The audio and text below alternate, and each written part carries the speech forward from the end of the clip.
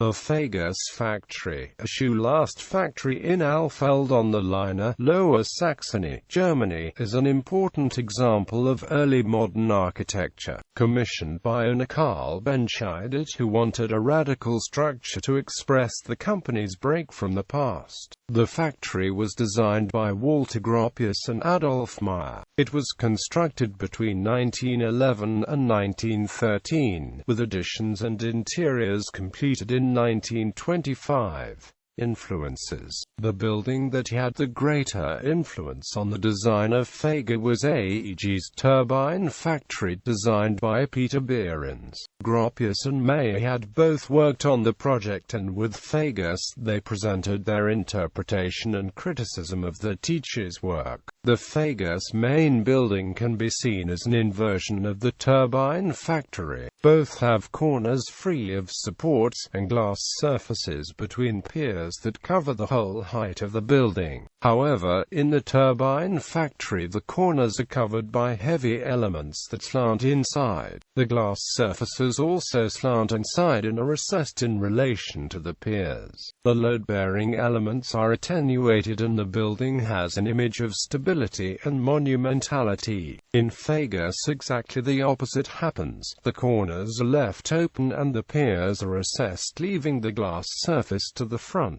Gropius describes this transformation by saying, "The role of the walls becomes restricted to that of mere screens stretched between the upright columns of the framework to keep out rain, cold and noise."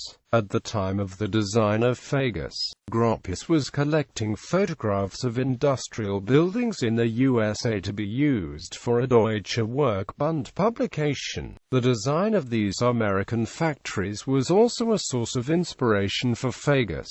Construction history. Fagus owner Carl Benscheidt founded the Fagus Company in 1910.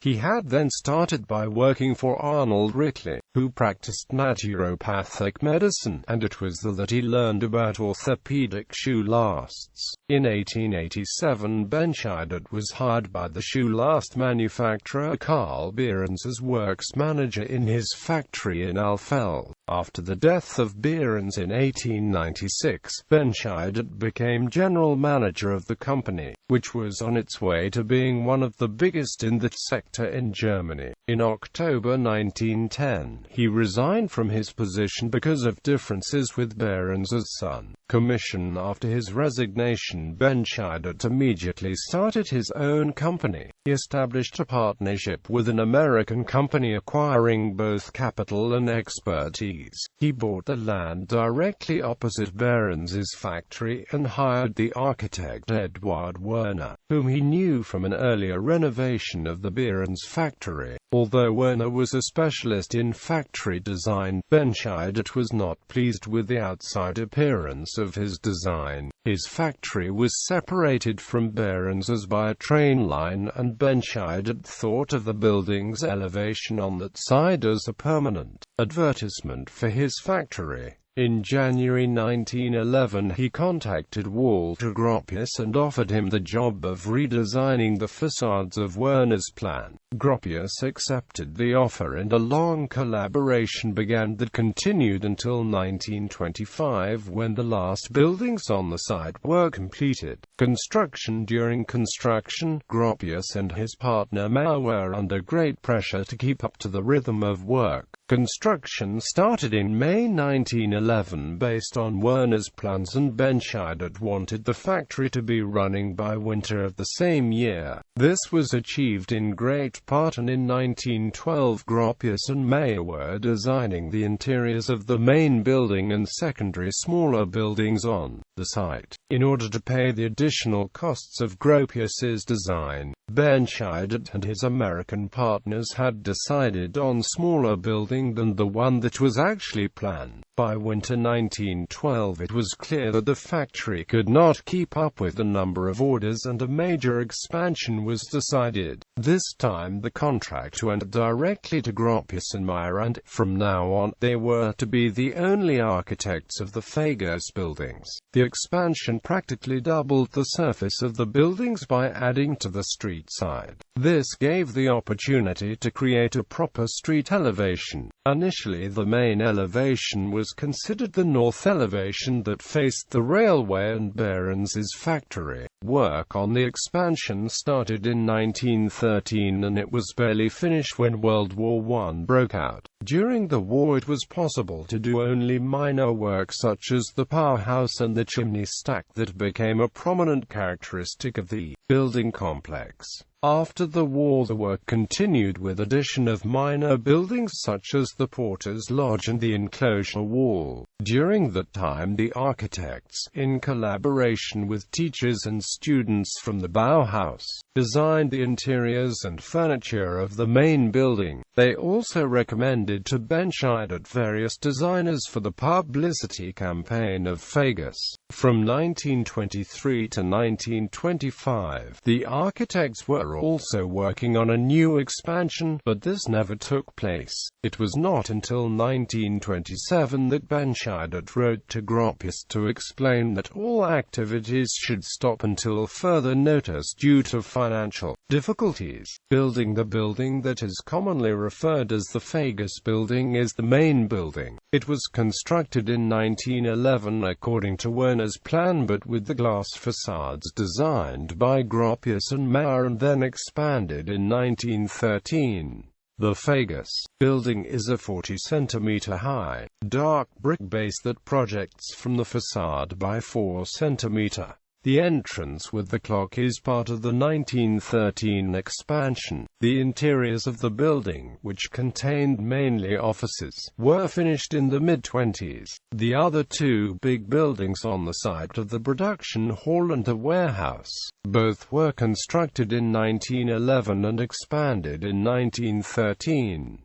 The production hall is a one-story building. It was almost invisible from the railway elevation and acquired a proper facade after the expansion. The warehouse is a four-story building with few openings. Its design followed closely the original plan by Werner and it is left out from many of the photographs. Apart from them, the site contains various small buildings designed by Gropius and Meyer. Gropius and Meyer were able to enforce only minor changes in the overall layout of the factory complex. Overall, Werner's intended layout for the individual buildings within the complex was carried out. Greater uniformity and coherence were achieved. However, through Gropius and Meyer's reductionism in form, material, and color, construction system. For many years, people thought that the main building was made of concrete or steel because of its glass facade. However, during its renovation during the 80s, it became clear that this was not the case.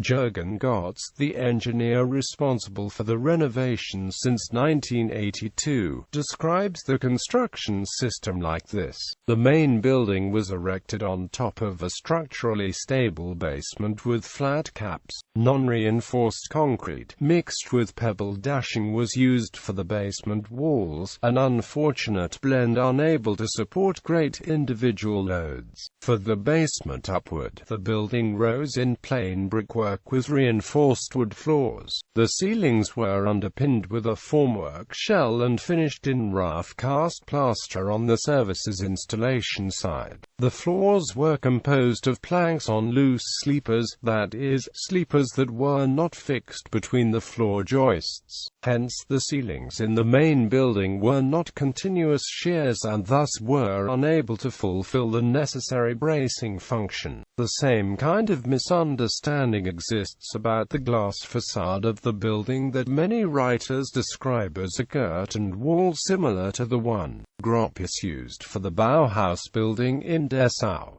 Gotz describes it like this: the window openings were introduced frames composed of L-beams. The internal membrane with horizontal and vertical muntins was differentiated in that all the verticals appeared more slender on the outside, while the horizontals appeared wider. These frames were, however, only floor-to-floor height, screwed to the building on 4 sides. One string course that reached across the 3 floors consisted, in fact, of 3 different sections. Along the side of the building, 3 mm thick steel plates sealed the wedge between window frame and piers. This description applies only to the main building.